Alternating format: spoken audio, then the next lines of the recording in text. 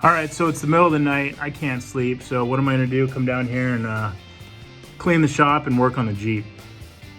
So now that the rear main seal is done, we can go ahead and put the oil pan back on. And like I said, we got everything cleaned up. Shop's back to a workable state. We got the oil pan all nice and clean. Inside too, cleaned out all the sludge. And solvent bath, whatnot. It's pretty good shape. Got all the hardware figured out. This is a little trick that I like to use. So I'll take the packaging from the gasket. I know it'll fit the oil pan. Lay it down on there, trace it out, put all the hardware in there so I won't get it confused. There's a lot of weird stuff. So, you know, some of these stud bolts, and then, you know, just your standard bolts, and then a couple are kind of weird, and down here there's a strap that goes on with some unique bolts that are different than the rest. So that just keeps it easy, and I can take that underneath the Jeep with me, and I don't get confused that way.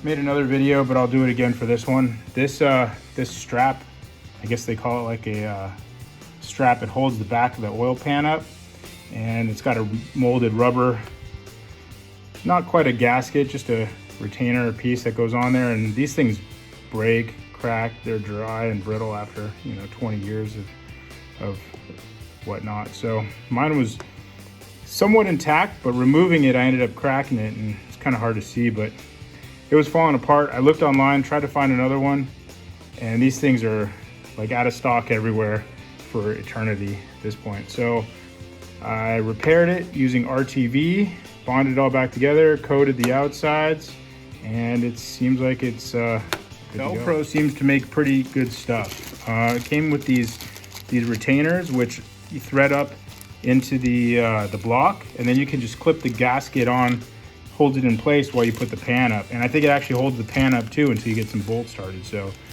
really cool. Thanks, Velcro. So these are the retainer doodad clips that came with the kit. They thread right in there to the block.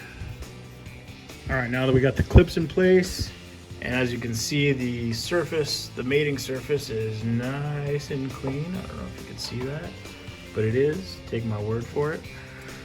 The instructions say to put a little bit of RTV right here at the corner where the bearing block meets the case. You can see there's still a dab left from the main seal.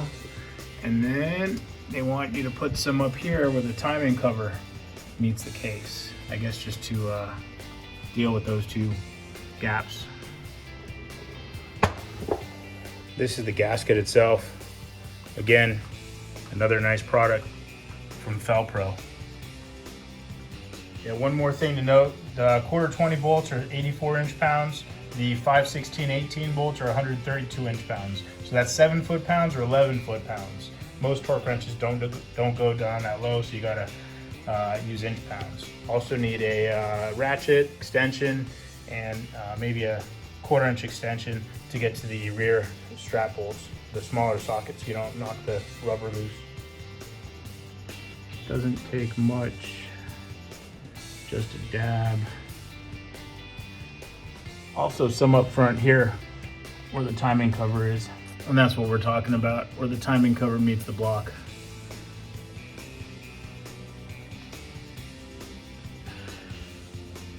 And back here for the bearing cap.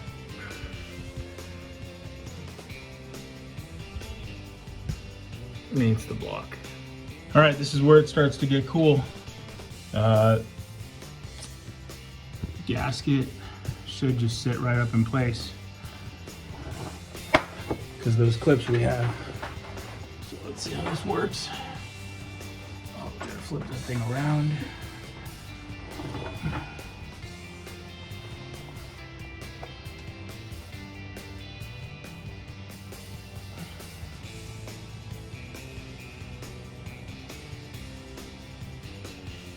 One, two,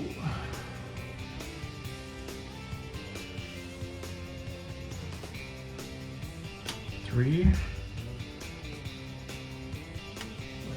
we go. I think some people use more RTB than they need to.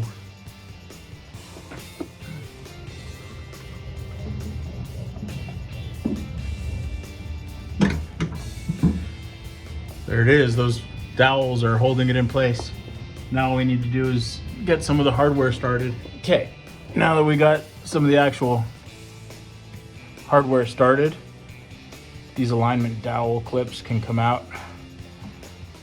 They just unscrew. All right, this is where that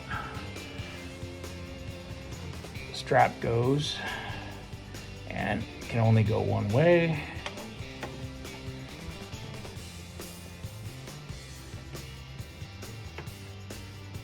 Or can it? Yeah, it can only really go one way, but I guess you could booger that up if you try hard enough. Probably the hardest part about this is just trying to do this upside down, behind your head.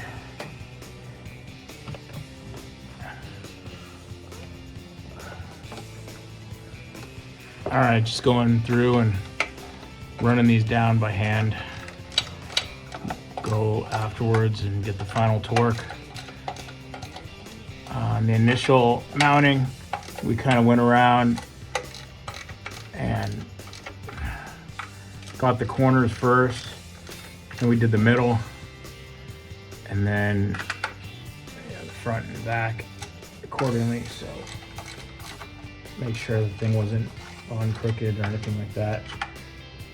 It's kind of hard to cross torque something like this. I think there's like 26 volts or something like that. So basically like 112. Oh.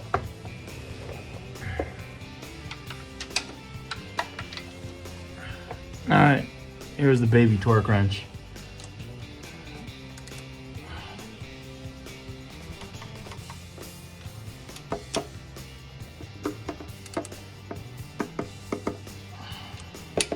Pretty close by hand.